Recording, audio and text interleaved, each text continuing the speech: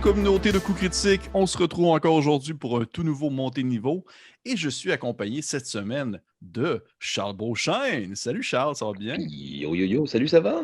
Ça va super bien.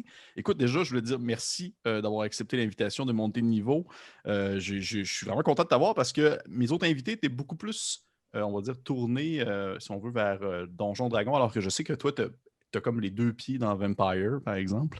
Fait que j'ai Mais des Donjon Dragon questions. fait partie de mon portfolio Oui, aussi. oui, Là. Je oui, suis oui, oui. un multi-nerd Un également. multi-nerds avec N'hésitez plusieurs. pas à m'inviter à ce genre de nerderie. Ça me fait toujours bien plaisir.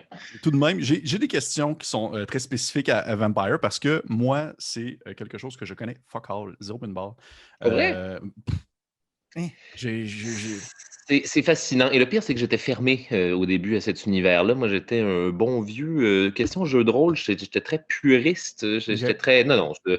Moyen Âge, fantastique, bon vieux, dont je n'ai pas besoin de vampires. Là, j'ai joué une fois, on m'a expliqué l'univers. J'ai lu toutes les putains de livres. Là, puis je me dis, oh, il n'y a rien de mieux que Il y a rien de mieux. World of Darkness. Tassez-moi le Moyen Âge, c'est de la merde. Parfait. C'est parfait. Avant qu'on commence, Charles, qu'est-ce qui se passe ces temps-ci? Qu'est-ce que tu fais de bon en cette période pandémique incroyable? Ça va bien. Oui. J'existe, mon Dieu. Je pense que je suis un des rares humoristes qui a encore un travail créatif qui amène de l'eau au moulin.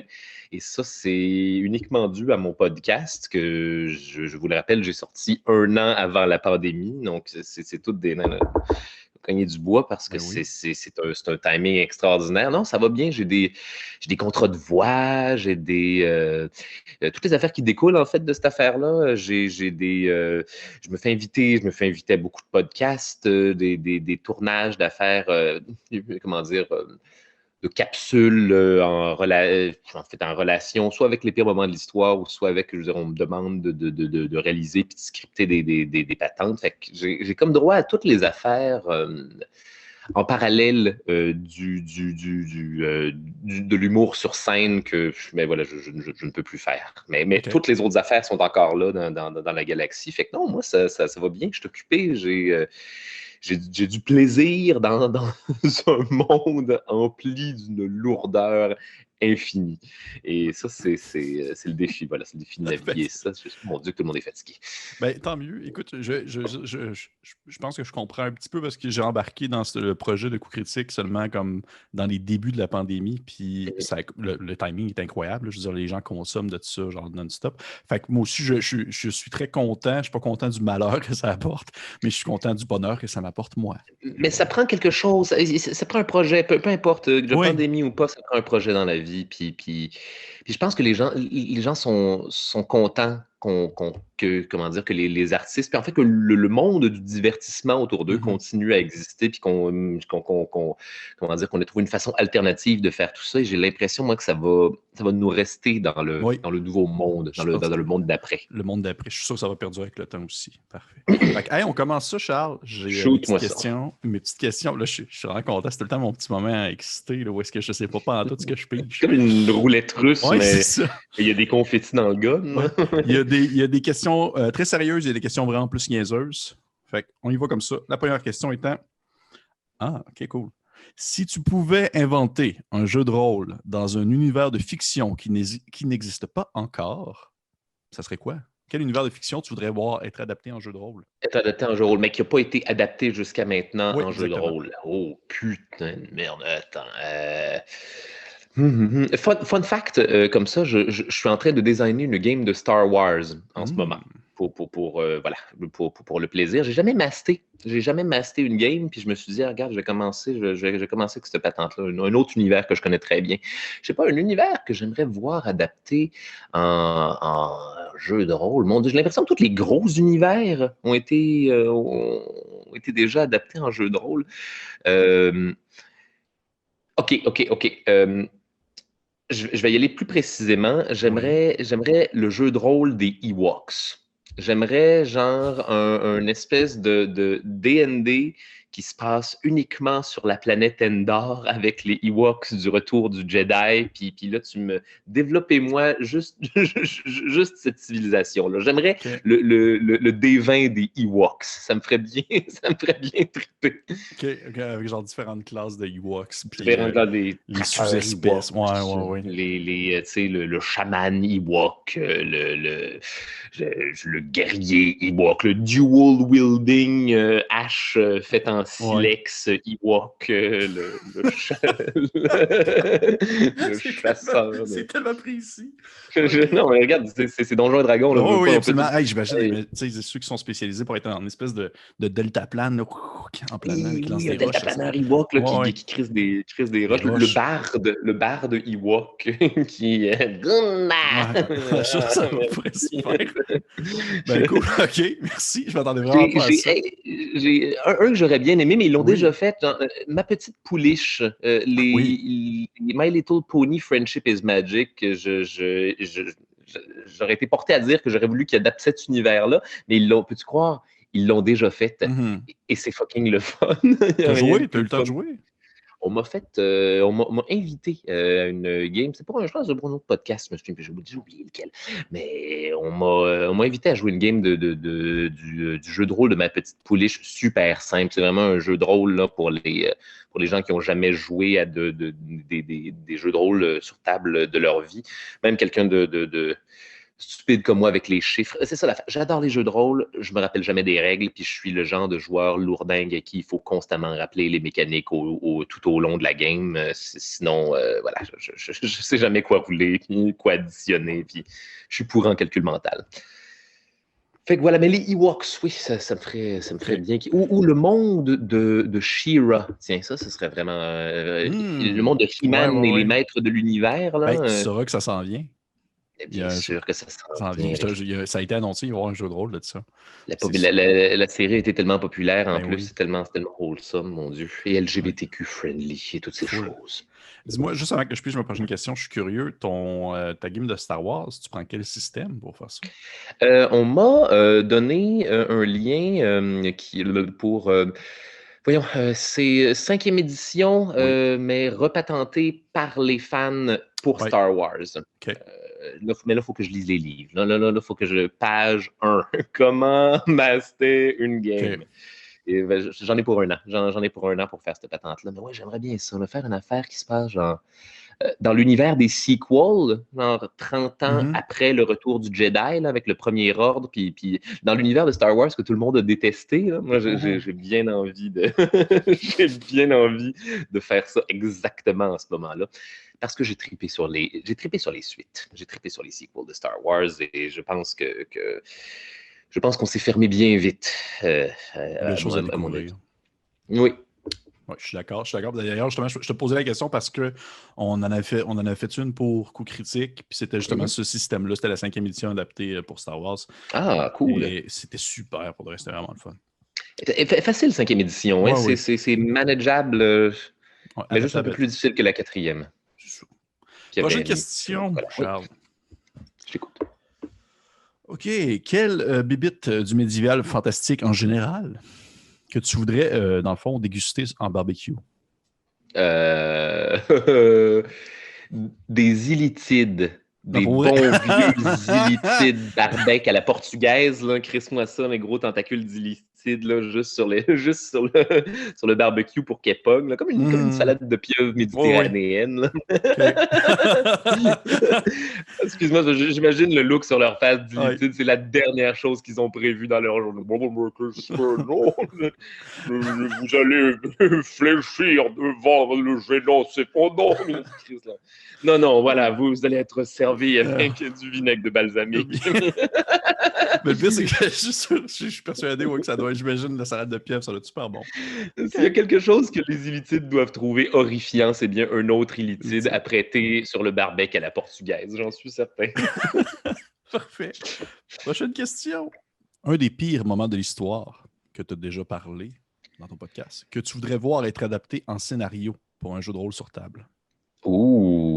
Mais que j'ai déjà parlé dans les pires moments. OK. Mon Dieu. Dans un jeu de rôle, Hey, le massacre de la Saint-Barthélemy, là, Hmm. en one-shot, là, en one-shot game, là, c'est les événements de cette nuit-là, là, Mhm. la campagne dure juste une nuit. Ouais, ce serait cool, ça. Ça, je pense qu'il y aurait, Ouais. il y aurait, avec des émeutes dans les rues, là, puis tu leur fais jouer tu leur fais jouer des protestants, tu fais jouer des protestants à tes joueurs, là, puis ça devient une espèce de horreur survival, là. Hey, ça serait super Ouais, bon, en fait. Ça serait vraiment ah, une bonne idée. C'est vraiment une bonne je idée. pense que ce serait le fun, ça. Hey, OK. Merci. Ça donne des idées pour de vrai. Parce que N'hésitez pas à me les ouais, voler, on brainstorm, là. on brainstorm. Parce que j'ai un jeu de rôle qui s'appelle, voyons, ça s'appelle 17th Century Minimalism. C'est pour justement adapter des moments d'histoire avec des Ouh, règles très simples. Puis ça serait vraiment beau, ce genre de ouh. scénario-là. Prochaine question. OK. Raconte-nous ta première expérience de jeu de rôle sur table. Vraiment, la première fois que tu as joué. Au camp, j'étais au camp d'été. Voyons, c'était lequel? Bon, peu importe. Première fois que j'étais sixième année. J'étais en sixième Mhm. année. Je m'en allais en secondaire 1 l'année d'après. Voilà, cet été-là, c'était le premier été que je passais les 2 mois dans un camp de vacances, bien loin de toute civilisation. Puis il y avait un des gars dans notre cabane qui avait amené de quoi jouer à Donjons et Dragons, puis il nous avait monté une petite campagne. On a joué, c'est ça, là, on a joué pendant genre un mois ou deux à Donjons et Dragons basique, là, puis, ah mon Dieu, j'y étais. Le DM était cruel. Le DM était vraiment cruel avec moi. C'est le genre de. C'est le genre de DM qui décidait de quoi ton personnage avait l'air. Comme, Ah mon ah Dieu, ouais, j'ai ouais. même pas la liberté de faire ça. Là. Puis mon équipement, je peux pas. Non, t'as ça, puis t'as l'air de ça, puis t'es ce gars-là. OK. J'imagine que c'est comme ça Comme ça qu'on que joue je à veux. Donjons et Dragons. Pas de problème. Tu te rappelles-tu c'était quoi? T'étais qui? Ah oui, je voulais être un elfe, mais en tout cas, l'elfe que j'avais designé dans ma tête était beaucoup plus hot. Puis finalement, il m'a montré, genre, on avait des magazines des magazines de jeux vidéo, là, puis je pense qu'il a flippé les pages à un moment donné, là, puis il m'a montré un petit bonhomme lettre, il a dit, non, t'es ce gars-là. Je dis, ah, OK, j'imagine que je suis J'imagine. cet elfe-là à la place de. En tout cas, je m'étais préparé un joli petit draw bien vampirique là, qui me faisait bien triper. Puis le DM en a décidé autrement. Puis finalement, je me suis vengé. J'ai tué le party. J'ai été Eh, voyons, toi. ouais, la semaine avant qu'on s'en aille, j'ai décidé de saboter la game. Puis j'ai tué j'ai envoyé une boule de feu dans un couloir, voyons, dans un couloir hautement enduit d'une solution inflammable. Puis voilà, tout le monde est décédé à cause de moi. Puis ensuite, je suis rentré à la maison. Et après ça, tu vois, j'ai pas joué à Donjons et Dragons de mon adolescence. Puis je trippe, by the way, il n'y a rien qui me fait plus Ouais. tripper que cette affaire-là. J'ai joué après ça, mon Dieu, à 23 ans par la suite. Puis entre-temps, mon Dieu, entre-temps, j'ai gratté ma piqûre de moustique de roleplay en jouant à World of Warcraft sur des Hmm. serveurs roleplay. Et ça, mon Dieu, c'est une expérience. C'était ces années-là, hein. C'était circa Ouais, ouais, ouais. 2005. Oh, ouais, je m'en rappelle. Magique. Mais t'avais pas joué parce que t'avais pas l'opportunité ou parce que, genre. J'ai pas d'a- j'avais pas beaucoup d'amis quand OK. j'étais ado. Et étrangement, j'étais le genre de gars qui avait pas beaucoup d'amis et qui se tenait pas nécessairement avec d'autres nerds. Fait que Ouais, ouais, ouais. j'avais pas d'amis qui jouaient à D&D. Puis ouais, voilà, j'en ai pas rencontré avant qu'on soit tout en début vingtaine, à une époque où on assume puis que c'est cool. Puis Là, que c'est cool, c'est correct, ouais. T'es pas gêné, ouais. là. L'époque du cégep. Ah, God, ça, c'était Ouais. fabuleux. Puis depuis j'en mange. Une game par année. J'essaie d'avoir au moins une game par année parce que, ben, tu le sais, on les finit jamais. Là, puis Tu as déjà fini une game, toi? Oui, oui, oui, Oui? oui. Mais oui, mais c'était des. En tant que DM, j'en ai terminé, mais en tant que joueur, j'en ai terminé, mais c'était des campagnes préfaites. C'est de la cinquième édition, des campagnes complètes où Ouais, tu fermes le livre à la fin puis c'est fini. C'est ouais, fini, ouais. mais c'était très satisfaisant. Mais oui, mais il y en a beaucoup que j'ai commencé puis que ça a juste tombé dans la marde. Puis, en tout cas. Puis c'est correct, ça fait partie du charme, Oh je oui, pense. oh oui, oh oui. Prochaine question, Charles. Oui.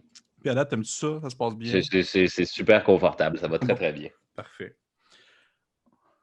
OK, cool. Un décor urbain, une ville que tu voudrais voir être exploitée et explorée plus amplement dans le lore de Vampire.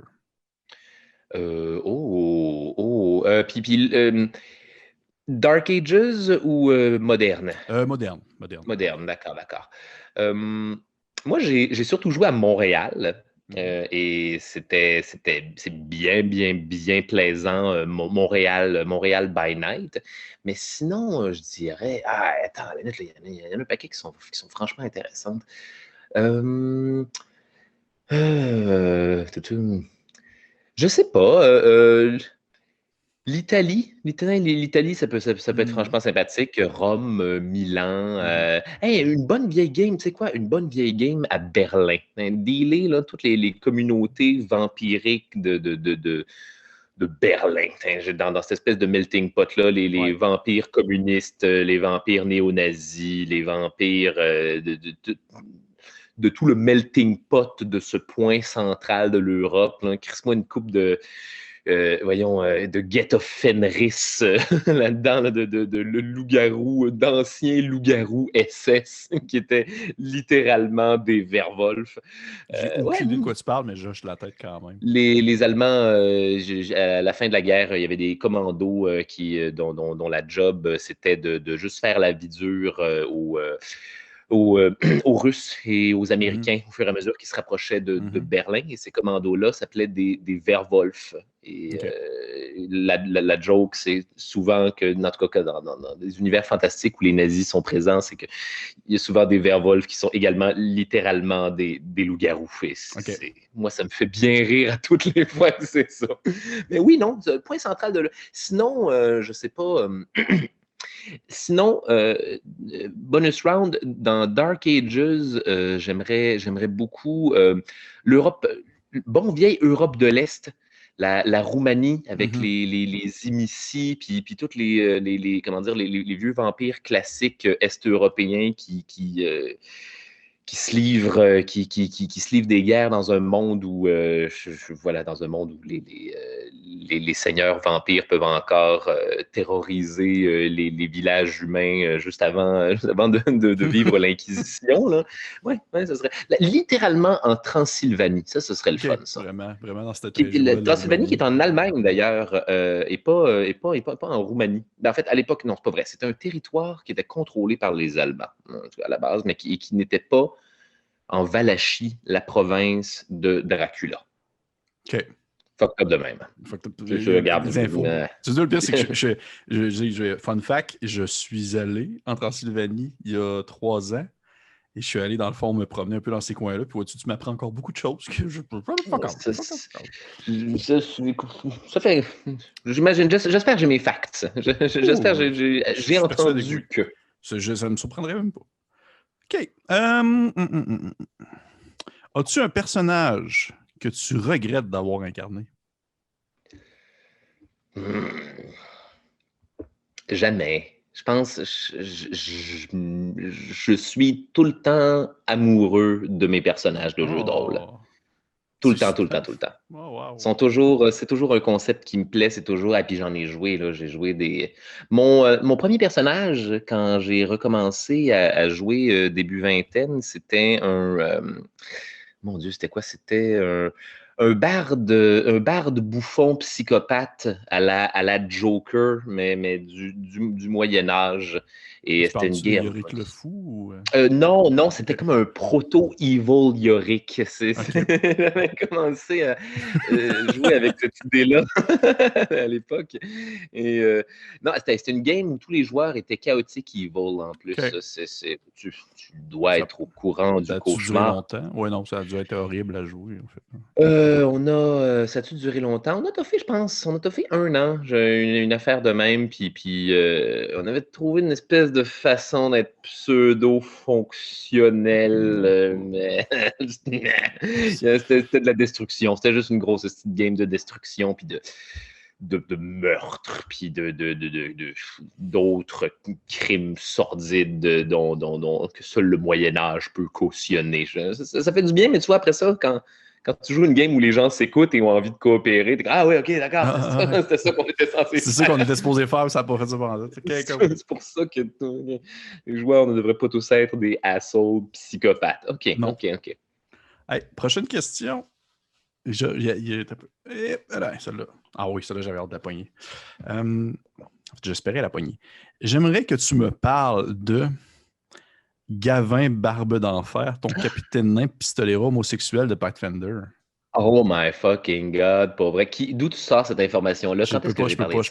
je peux pas mentionner mes facts. Holy shit.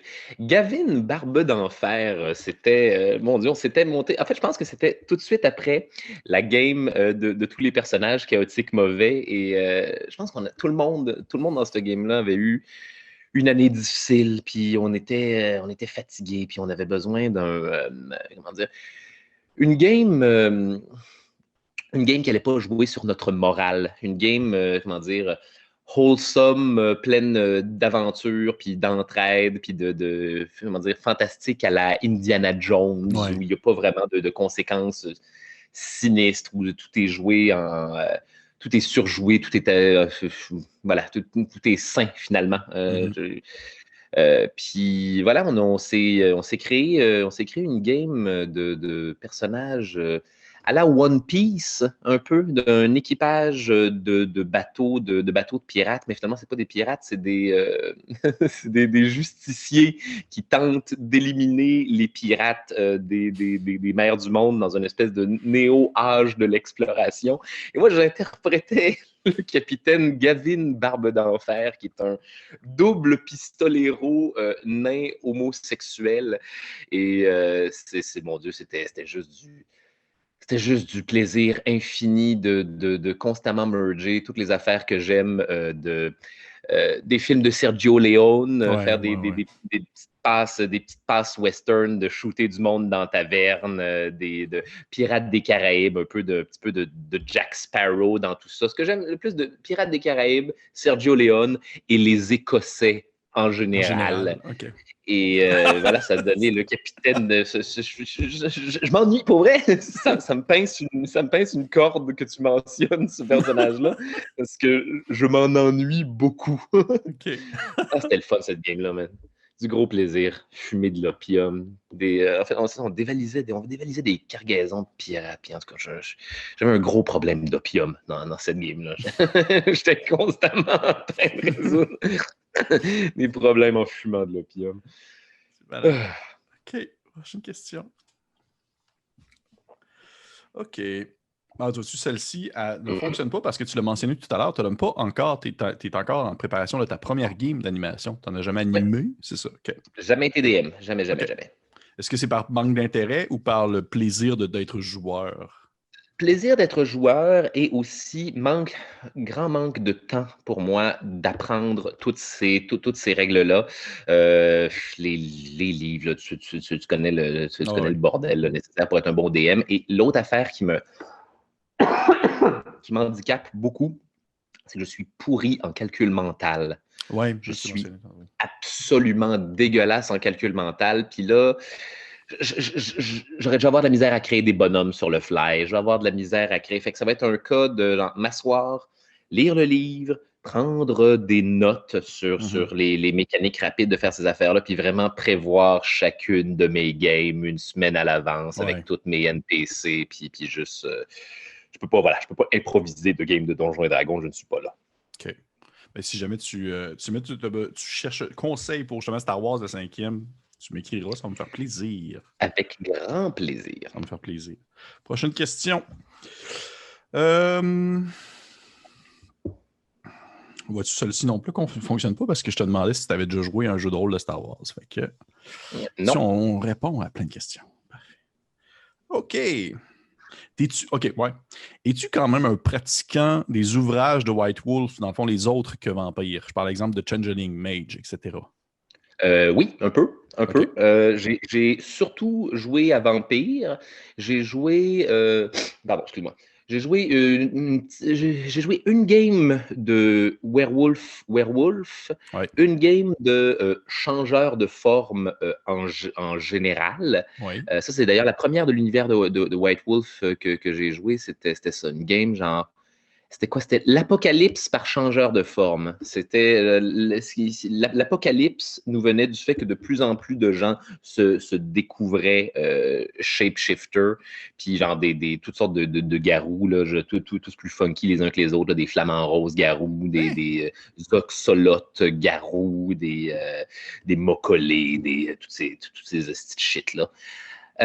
J'ai Changeling de Lost, mon Dieu, j'ai lu le livre et, en tout cas, un jour, après cette fameuse game de Star Wars, Mhm. je veux faire une game de Vampire de Dark Ages, absolument, j'aimerais ça en master une. Mais pour ça, il va falloir que je réapprenne tout mon historique du Moyen-Âge, en plus de celui de World of Darkness, et surtout une game de Changeling de Lost. Euh, mon Dieu, la prémisse me fait triper. La Je prémisse t'avoue, me fait triper. je Ouais, t'avouerais que vas-y. c'est dans les. Comme je te disais tantôt, j'en ai pas joué, j'en ai jamais joué aucun. Et dans ceux que je connais, que j'ai lu au moins, tu sais, on va dire vraiment la surface, Changeling, c'est elle qui m'a le plus fait comme oh, ok, ça a l'air cool. Ça L'horreur, a l'air cool. l'horreur est à une autre place. Ouais. C'est émotionnellement horrifiant, Changeling de Lost. Pour ceux qui ne savent pas de quoi je parle, c'est dans un monde où justement c'est basé sur les légendes celtes où des fées kidnappent des enfants et laissent un autre enfant fabriqué à la place. Là, voilà, du jour au lendemain, tu joues un personnage qui est devenu, genre, qui revient du royaume des fées, qui est maintenant à moitié fée, dans un monde où il y a peut-être 20 ans qui se sont écoulés, il y a peut-être 12 secondes qui sont écoulées, mais le temps t'a amené à l'âge adulte, dans un monde où peut-être que tu as disparu pour toujours aux yeux de tes parents et amis, dans un monde où peut-être qu'on t'a remplacé avec ce qu'on appelle un fetch, une copie conforme de toi, mais créée par les fées qui n'incarnent que les pires aspects de ta personnalité. Puis tout le monde autour de ce fetch-là est comme, voyons donc, il a changé tout à coup, mais on sait pas c'est quoi le problème. Hein? Des fois, il y a des fetchs qui savent qu'ils sont des fetchs. Des fois, il y en a qui ont aucune idée, puis qui prennent juste du plaisir à causer le mal autour d'eux. Comment dire? C'est un jeu où l'horreur est émotionnelle. Mhm. Euh, et ça m'allume beaucoup. Il y a quelque chose de très le labyrinthe de Pan, je Ouais, trouve, ouais, ouais. dans tout le décorum de cette affaire-là. Puis un jour, une game de Changeling de Lost, j'aimerais beaucoup master ça. Ça me OK. ferait grand plaisir. Ben, vois-tu, je pense que tu me donnes le goût, je vais me replancher là-dessus parce que je me dis il serait temps que je commence à lire de quoi Lis le de quoi. livre, man. Il en vaut la peine. Les OK. options sont vraiment, vraiment chouettes. OK. Prochaine question. Euh, Ouais, ben, qu'est-ce qui est arrivé en premier pour toi? Le jeu de rôle ou les grandeurs nature? Le jeu de rôle. OK. Le jeu de rôle, les grandeurs nature, pour moi, sont arrivées 2014. J'avais 28, 27, 28. Pile exactement au moment où j'ai commencé à fumer de la marijuana de façon récréative. Les deux affaires ont comme commencé à coexister.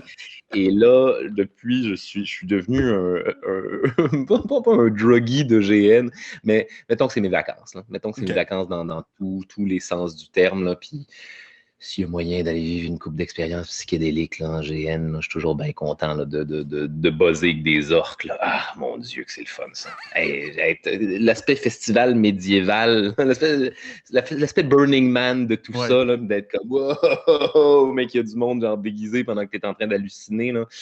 Je pense qu'il n'y a rien qui me repose plus, étrangement. Ça sonne complètement cauchemardesque, là, Oui, mais ça peut sonner cauchemardesque pour genre ma mère, absolument, mais je peux comprendre que pour toi, ça doit être. mais il faut avoir ses bons bearings, maintenant. Ouais. C'est des trips à experts. Je vous le conseille pas si vous commencez dans tout ça. Fait. Prochaine question. Est-ce que tu t'as déjà créé un personnage ou as-tu déjà incarné un personnage qui était justement une figure historique? Oh, oh, oh, oh, oh.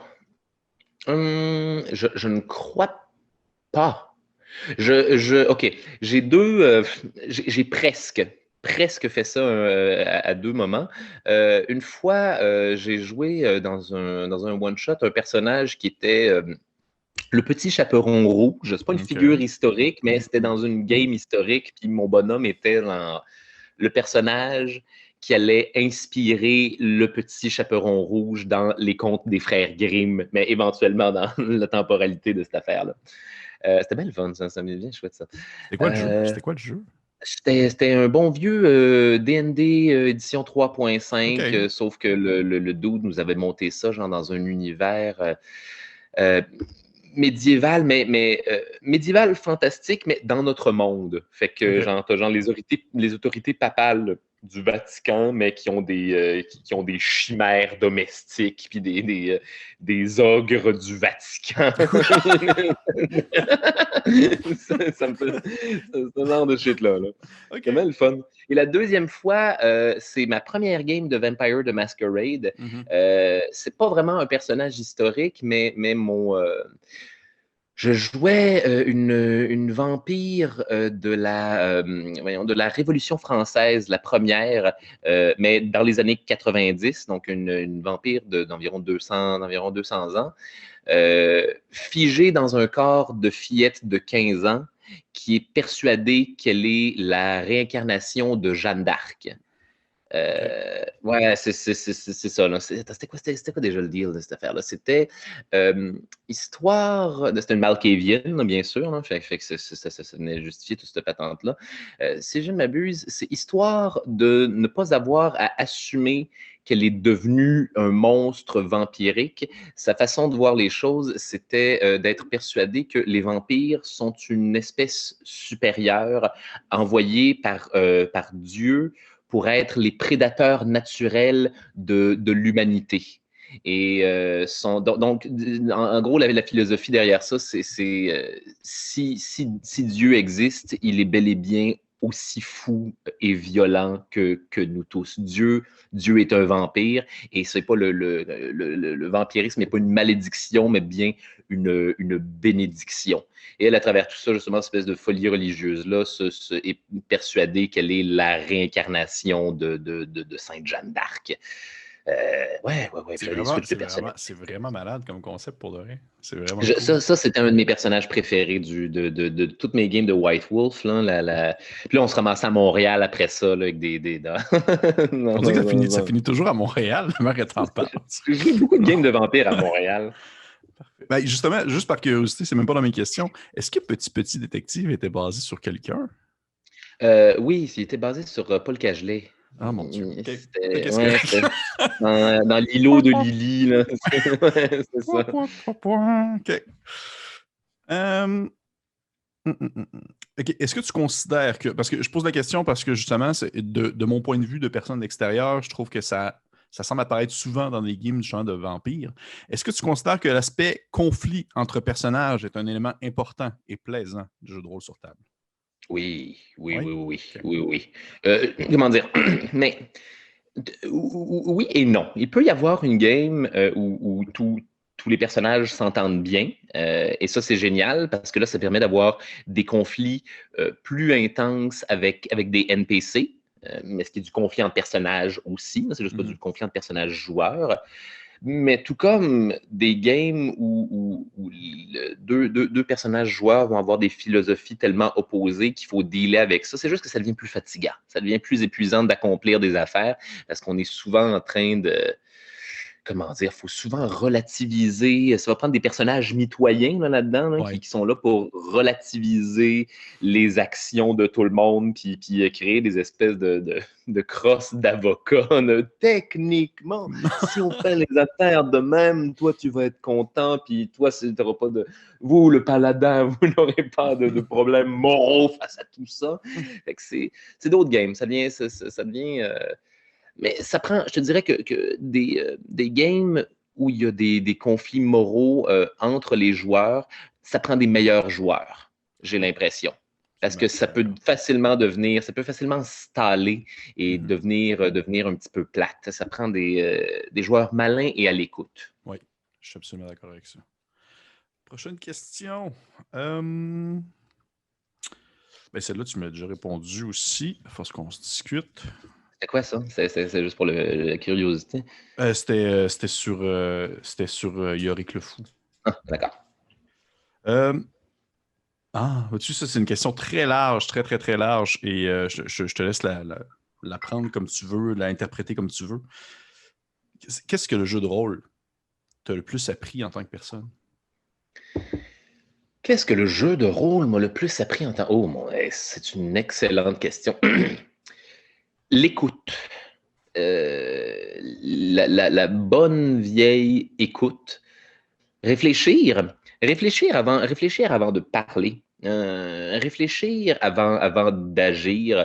La courtoisie conversationnelle. Mhm. Euh, comment dire, ça m'a appris que dans plus méta jeu de rôle, ça m'a appris que dans une game de jeu de rôle, ton plaisir personnel est toujours intimement relié au plaisir de tout le monde autour de la Ouais. table. Et si tout le monde autour de la table n'a pas de plaisir, c'est pas le fun pour toi. Ça m'a appris que souvent, c'est plus le fun d'être un personnage moins puissant qui s'en sort en hackant le script, là, qui s'en sort avec des moyens autres que le combat. Ça m'a appris que les DM aiment les DM aiment être impressionnés par l'ingéniosité. Mhm. La solution n'est pas toujours de foncer dans le tas. Et moi, tous les DM que j'ai eus ont toujours beaucoup plus trippé à nous voir nous en tirer en étant malin, en malin avec le script. Non, mais surtout, je dirais de l'écoute. Mhm. Comment dire, je sais pas, comment faire plaisir à tout le monde autour de la Ouais, table. oui, je comprends. Les gens ont besoin, les gens ont besoin de se faire. Les gens ont besoin de se faire parler de leur personnage. Oui, oui, ça, Les gens ont j'adore, besoin j'adore. d'interaction. Enfin, et ça me suit en GN aussi, tu vois. Après ça, là, moi, je deviens le genre de gars que, bonjour, mon ami, parlez-moi donc de vous. Bien, Mhm. c'est parce que ça fait plaisir. Parce que Oui, les gens sont, ah oui, je suis bien content que vous me posiez des questions sur sur qui moi. je suis. Ouais. Bien, je suis tout, oui. Racontez-moi ça, j'ai bien hâte. C'est la Mais même oui, chose. oui, oui. Tout ce que l'apprentissage social qui vient de ça, là. Absolument tout, c'est très Oui, mais valorisant à ce pour des niveau-là. gens qui souvent genre sont des nerds asociales. Et j'étais plus comme ça avant et socialement, je pense que je me suis développé de la bonne manière à cause de ça, je pense. C'est merveilleux. Je suis absolument satisfait par cette réponse. Prochaine question. Et je pense que je regarde là, il va nous en rester. Celle-ci va nous en rester une dernière, puis ça va être ma question bonus. Ah ouais, ok, d'accord, c'est bon, Ça Colin, passe ça vite, va vite. ça passe vite, je sais.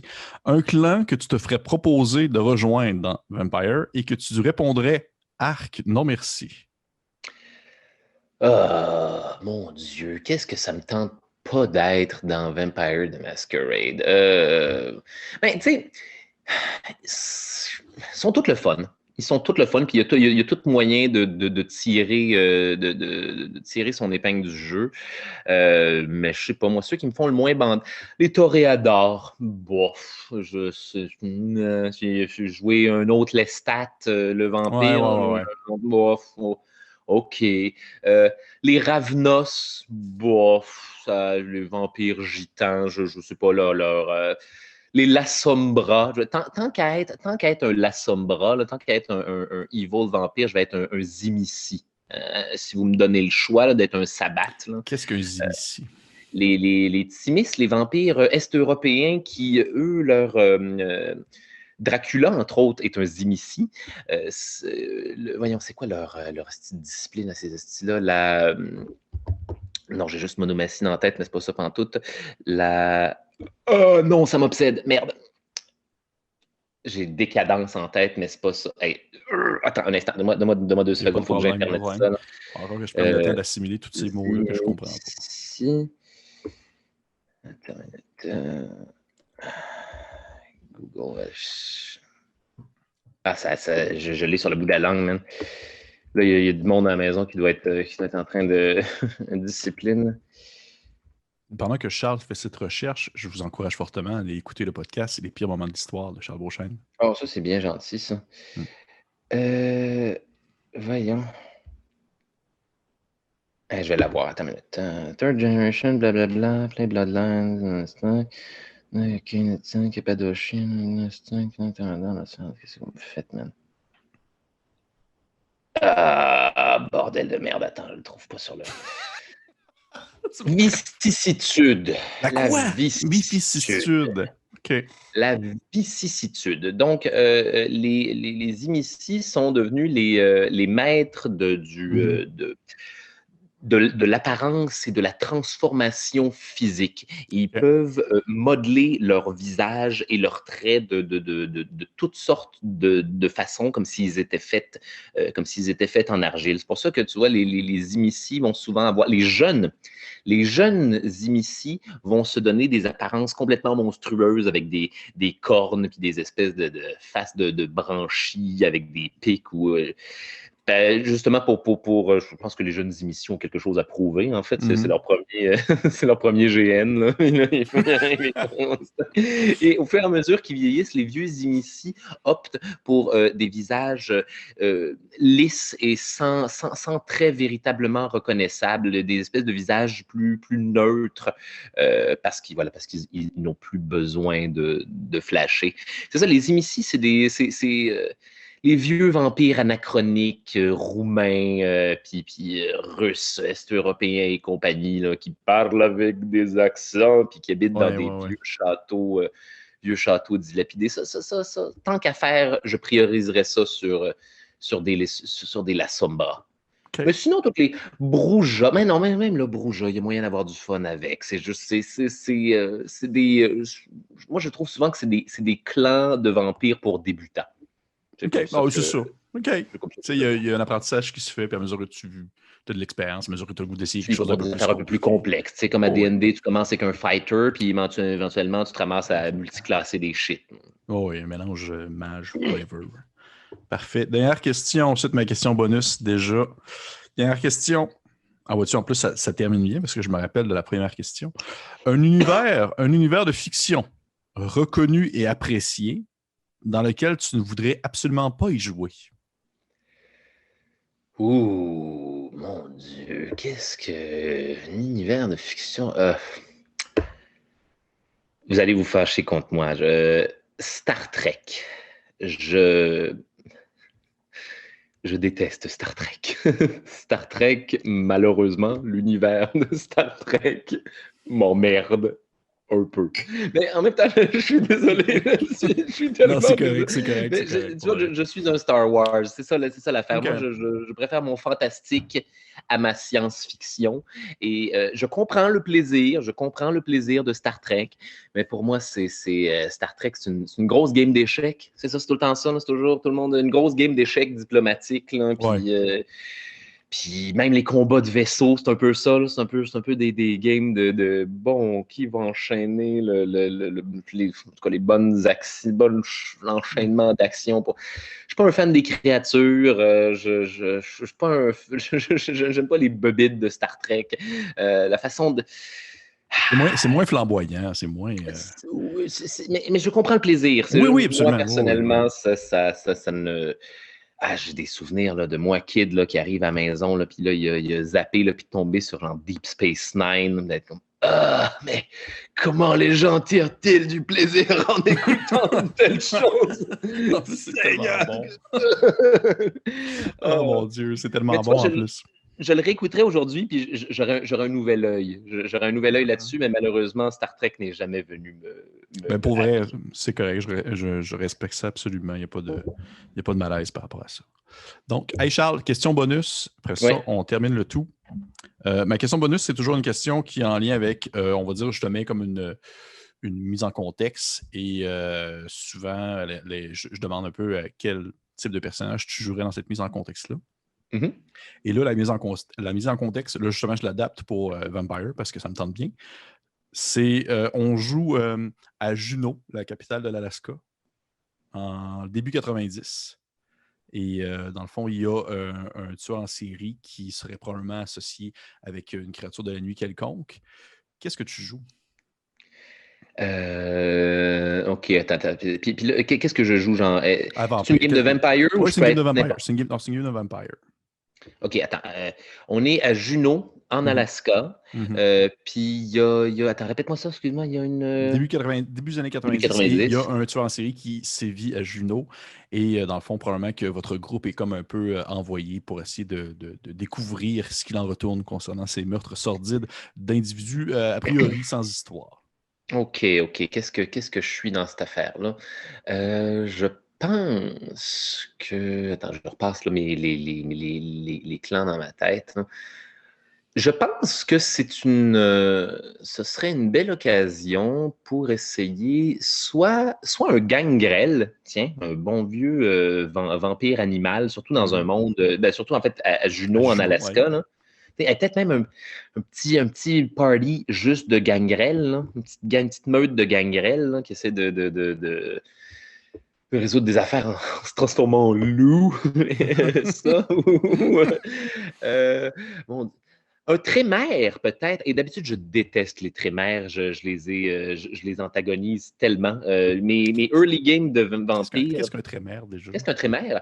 Les Non. trémères, c'est les vampires artificiels. C'est les vampires qui, au Moyen Âge, étaient des mages de l'ordre de Hermès et ils ont trouvé une façon, grâce à la magie, de recréer artificiellement chez eux la malédiction vampirique.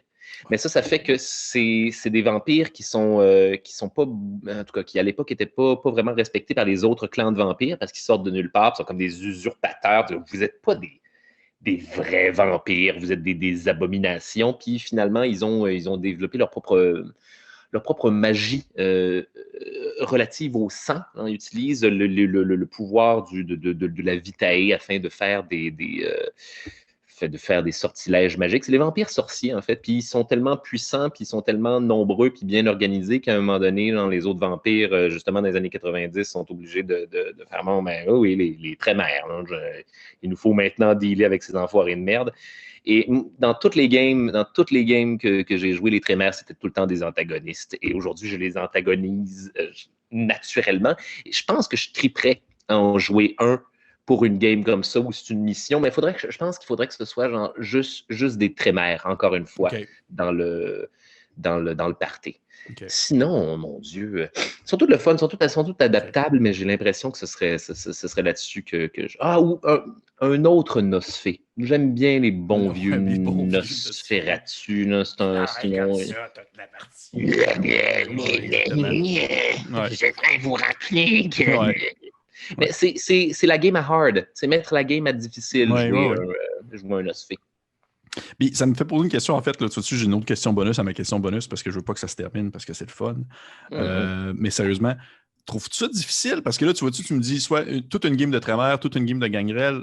Y a-tu comme une manière facile, en quelque sorte, d'être capable de justement tout le temps imbriquer des vampires de différents clans dans la même team pour travailler ensemble? Ça prend des bons joueurs puis un bon DM qui va venir fournir, genre un bon DM qui va venir fournir un contexte où ça se peut, qui va venir fournir la plupart du temps là, un bon vieux NPC là, qui oblige tous les joueurs à travailler Mhm. ensemble. Bonjour, je vous ai engagé pour faire cette affaire-là. Maintenant, vous êtes obligés de travailler ensemble. Parce que si tu veux comment dire, si tu t'arranges juste pour que tous ces personnages-là se rencontrent naturellement les uns les autres, ils vont s'envoyer chier, ils vont partir Ah chacun de oui. leur bord, là, ça va être fucking compliqué. Là, puis là, il va falloir, ça prend des joueurs qui ont, comment dire, qui ont envie de jouer Ouais. ensemble, puis de trouver des façons de jouer ensemble, et un DM qui est bon pour le forcer un petit peu quand ça devient, voilà, quand ça devient difficile. Mais sinon, le plaisir de Vampire the Masquerade, à mon avis, c'est ce qui fait que c'est pas une game de loup-garou, c'est la trahison. C'est Ouais. d'avoir des personnages oui, je veux dire, qui sont ensemble par nécessité, mais qui sous-jacemment ont leurs propres agendas aussi, ils ont leur personnalité. C'est ça, ça fait partie des mécaniques de vampire d'ailleurs. Voyons, la personnalité que tu donnes aux gens, la personnalité que tu choisis avec laquelle tu choisis de te représenter aux autres vampires et ta nature, ta véritable nature vampirique qui parfois, je veux dire, clash. Ça crée des effets, Empereur Palpatine, là, être obligé de jouer quelqu'un de vraiment sympathique, alors que derrière, c'est je vais rétablir la sanité et l'empathie au Sénat. Vous verrez de 2 épisodes plus tard. Ça, c'est voilà. Il faut être des Palpatines, en fait. C'est ça le bio. Parfait. Cool. Hey, Charles, merci beaucoup. Merci beaucoup d'être. Ça fait grand plaisir. Oui, merci beaucoup. J'espère que tu as apprécié l'expérience. Super le fun. Ben écoute, ça me J'en aurais pris plus pour être honnête. Moi aussi, pour de vrai. Questions, là. Écoute, peut-être que je ferai une partie 2 avec d'autres gens encore partants. Mais d'ici là, tout le monde à la maison, merci beaucoup d'avoir écouté encore cette montée de niveau. J'étais accompagné cette semaine de Charles Beauchesne qui est venu me répondre à moult questions sur des univers que je connais focal. Et encore une fois, je vous encourage à aller voir, bien sûr, son podcast, Les pires moments de l'histoire, dans lequel il raconte, dans le fond, littéralement les pires moments d'histoire. Je pense que tu en es à la saison 3, c'est ça? Oui, puis là, je suis en train de travailler la 4. Là. On est pile en développement pour ça. Donnez-moi un an. Là. Donnez-moi encore un an là, pour 5 épisodes. Là, c'est le bordel. Ben, vous avez le temps de vous rattraper d'ici là puis de rattraper les 3 dernières saisons qui existent déjà. Et sur ce, je vous dis à la prochaine fois. Bye! Ciao, ciao!